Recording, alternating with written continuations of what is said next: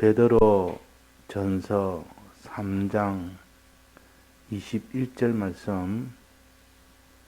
물은 예수 그리스도의 부활나심으로 말미암아 이제 너희를 구원하는 편이 곧 세례라.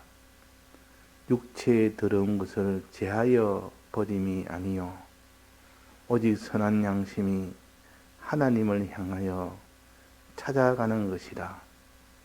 저는 하늘에 오르사 하나님 우편에 계시니 천사들과 권세들과 능력들이 저에게 순복하느니라. 네.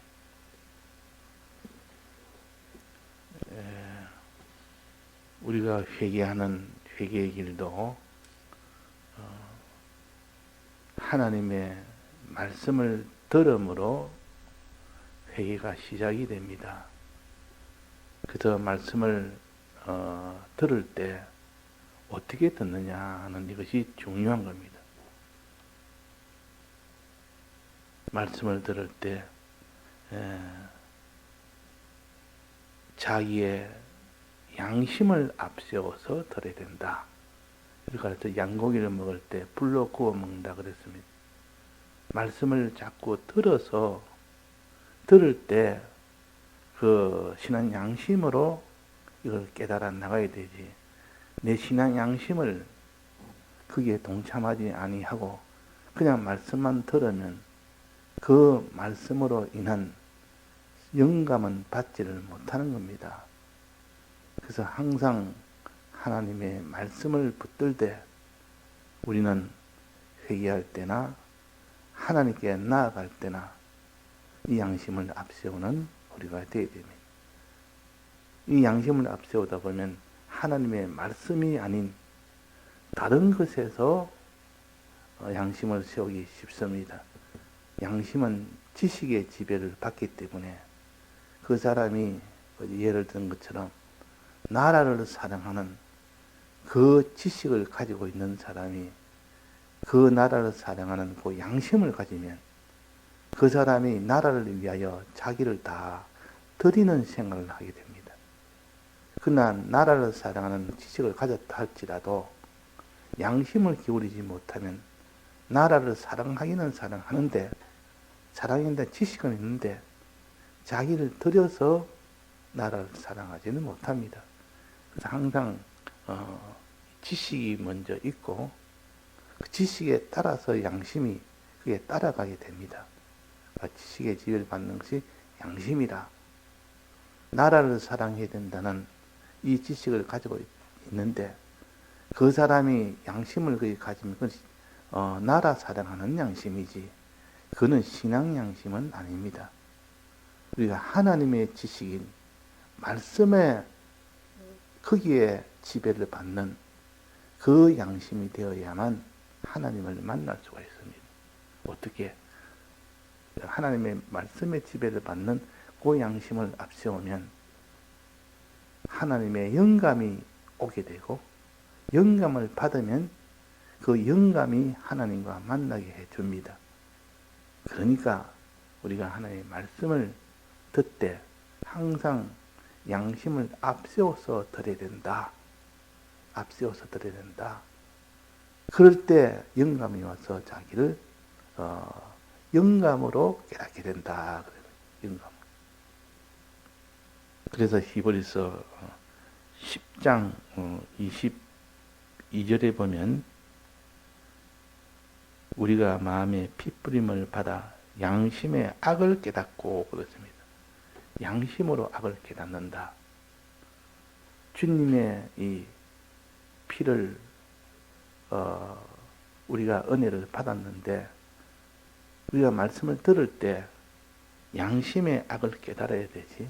양심으로 악을 깨달아야 되지. 그냥 깨달아가면 안 됩니다.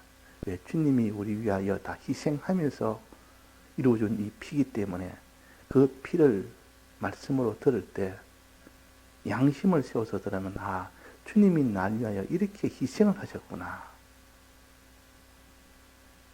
그러면 나도 주를 위해서 희생을 해야 하기 마땅한 거 아니냐. 이런 마음이 양심의 마음입니다. 그래서 양심은 항상 희생으로 나아가는 고면이 있기 때문에 그래서 양심이 귀한 겁니다. 뭐 의지나 또 무슨 이성이나 감정이나 이런 것은 자기 희생을 향하여 나아가지는 않습니다.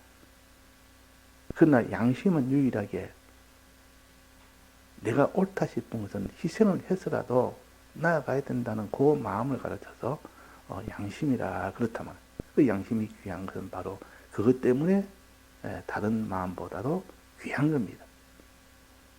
그 사람이 그 지식이 옳든 그르든 뭐 나라를 사랑하든 민족을 사랑하든 사회를 사랑하든 가족을 사랑하든 뭐 사랑할 때 내가 희생까지 해가면서 사랑할 때 그것이 귀한 거 아닙니까?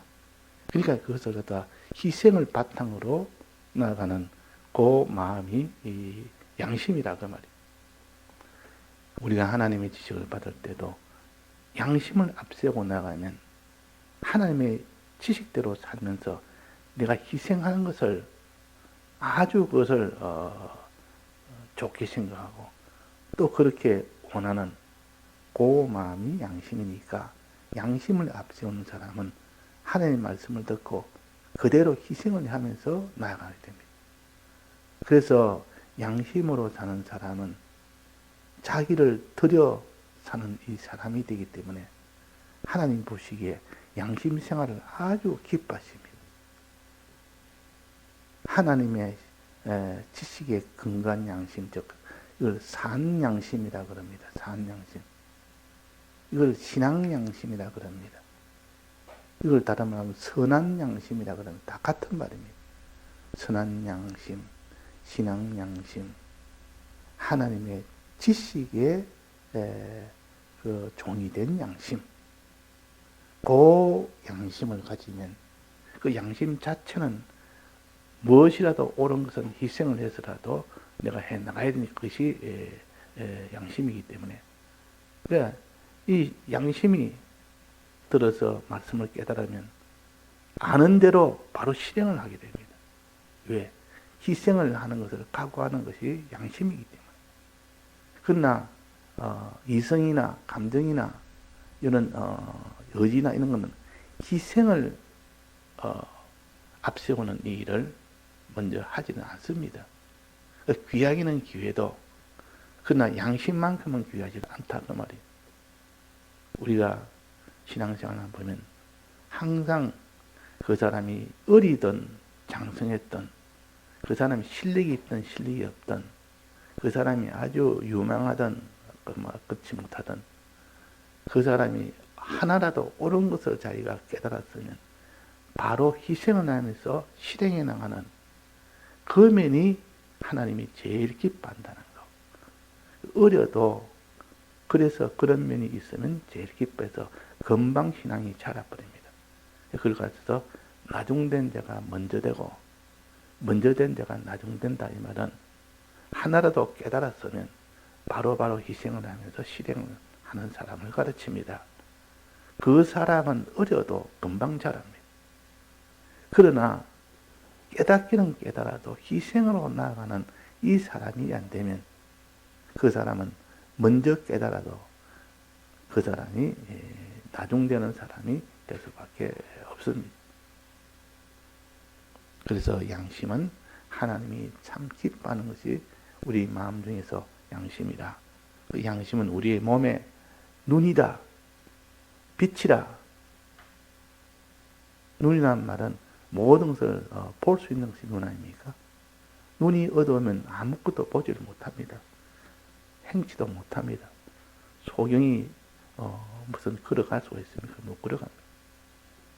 그래서 양심은 육체의 눈이요, 또 육체의 빛이요.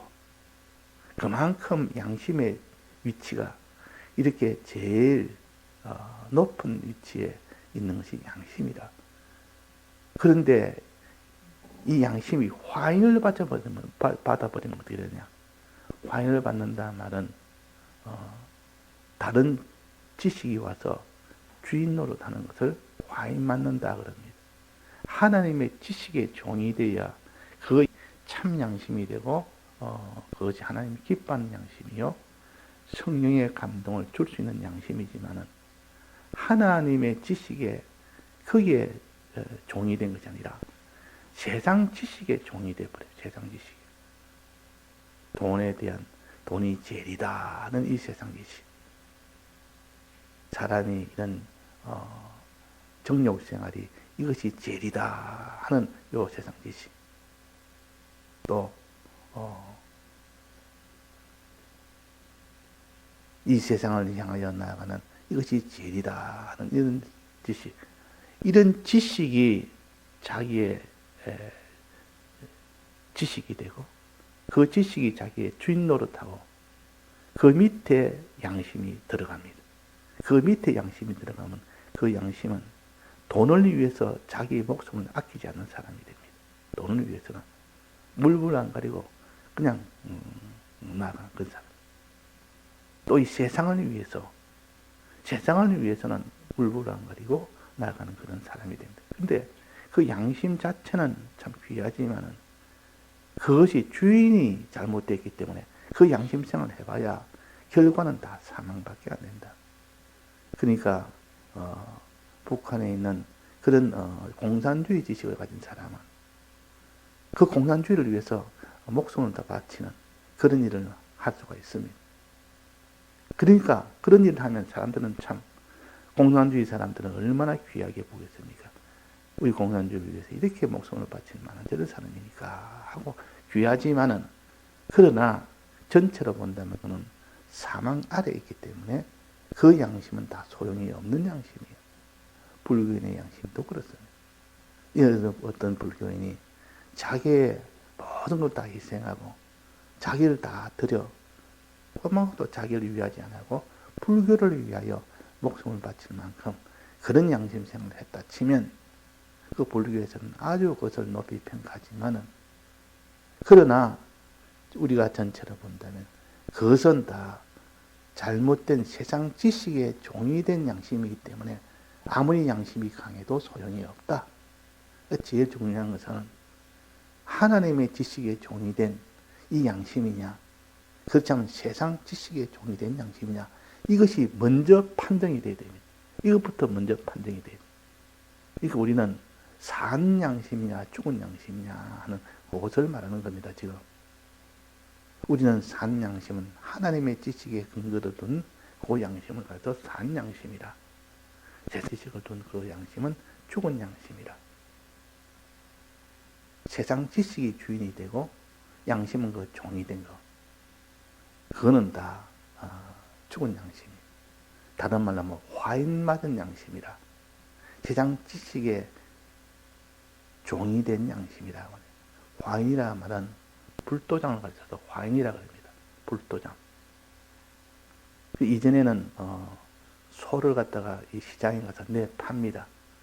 소를 시장에 내팔 때 소가 많이 모여 있는데 그 소를 많이 모여 있는 곳에서 거기서 파는데 소가 잘못 섞여 버리면 내 손지 네 손지 알 수가 없습니다. 그래서 항상 자기 손은 표시를 해둡니다. 이건 내 소다 하고 표시를 딱 해두는데 뭐 소에 뭐 페인트를 칠하겠습니까? 무슨 뭐 글을 쓰겠습니까? 그게 못하니까 결국은 쇠를 달궈서 그 소에다가 이렇게 그 도장을 꼭 찍습니다. 그러면 살이 타버립니다.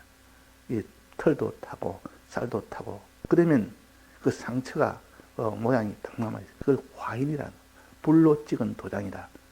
그거는 아무리 지나도 없어지지 않습니다. 그러니까 비록 소는 굉장히 고통스럽겠지만 소 주인이 이건 내 소다 하는 표시로 화인을 찍는다 그러면 그러니까 화인된 그 소는 내 것이라는 표시라. 그러니까 화인 맞은 양심이란 말은 세상 지식의 종이 된 양심이라. 세상 지식의 것이 된 양심이라. 즉 죽은 양심을 가르칩니다. 죽은 지식의 종이 됐다. 그래서 화인 맞은 양심이라 죽은 양심이라 그렇다고. 우리는 항상 구별을 이렇게 해야 됩니다. 저 사람이 지금 화인을 맞은 양심을 가지느냐? 그러면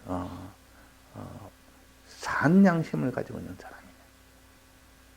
그 믿는 사람이 희생을 하고 수고를 하고 자기를 들여 사는 생활을 하는 보면 저 사람이 지금 화인 맞은 양심이냐? 그렇지 않으면 지금 산 양심이냐? 하나님의 지식에 근거 둔 양심이냐? 그걸 봐야 됩니다. 그러니까 믿는 사람이 애국하는 사람들, 이 예수 믿는 사람이 애국에 앞장서서 목숨을 바치며 사는 그런 사람은 화인 맞은 양심을 가진 사람. 이 주를 위하여 주의 이 지식의 종이 되어가지고 그 양심을 가져야 되는데 하나님의 지식이 아니라 이 세상 나라를 위해 되고 세상은 자기 가족 중심이 되어야 되고 나라 중심이 되어야 되고 우리는 그런 중심이 아니라 하나님 중심이 되어야 됩니다. 하나님 중심이 된 그 양심은 산 양심이요. 하나님의 지식을 주인으로 모시는 양심이요. 그래, 그런 양심이 되어야 그것이 하나님이 인정을 해줍니다. 그러나 그런 양심이 아니고 죽은 양심은 아무리 그 양심 생활이 활발하게 한다 할지라도 이미 그는 죽어 있기 때문에 죽은 지식을 가지고 거기서 나온 양심이기 때문에 그것은 아무리 양심 생활해도 소용이 없는 겁니다. 사망의 지식의 종로를 하는데 사망의 지식의 종이 됐는데 그 종이 아무리 능력 있게 한다 해봐야 내가 사망 아래 있기 때문에 소용이 없다 그 말이에요. 소용이 없다. 그래서 믿는 사람이 불의이웃 돕게 하는 것 좋습니다. 그것도 하나님 중심의 일을 하는데도 그런 일을 다 할 수가 있습니다. 그런데 거기서 잘못하면 하나님의 중심의 일을 버리고 어떤 세상에 불의이웃 돕기라는 물질 위주로 돕는 그런 중심이 되면 그건 다 화인 맞은 양심이요. 죽은 양심이요.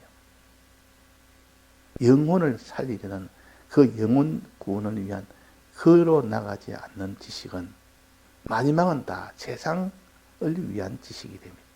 육체를 위한 지식이 됩니다.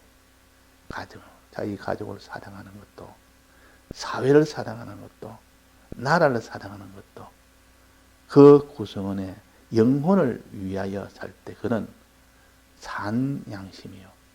영혼이 아니고 세상의 육신을 위하여 살거나 나라를 위하여 살거나 또 무슨 이런 사회를 위하여 살거나 이거는 영혼 구원을 중심하는 것이 아니고 세상을 중심하는 겁니다. 그래서 먼저 산 양심이냐 죽은 양심이냐 산 양심이냐 화인 맞은 양심이냐 이걸 구별하는 우리가 돼야 되겠고 그 다음에 이 양심은 자꾸 길러가야 됩니다. 처음에는 양심이 아주 강한 사람이 없습니다. 양심이 아주 약하기 때문에 항상 감정에도 그것보다도 항상 밀리고 이 감정이 앞서지 양심이 앞서지를 못합니다. 또 의지가 앞서지 자기 양심이 앞서지를 못하고 또 양심보다도 이성이 앞서지. 그러나 차차차차 양심이 제일 앞서는 대장 노릇하도록 나머지는 다 휘하에 그게 통솔이 되도록 이렇게 자꾸 길러가야 됩니다.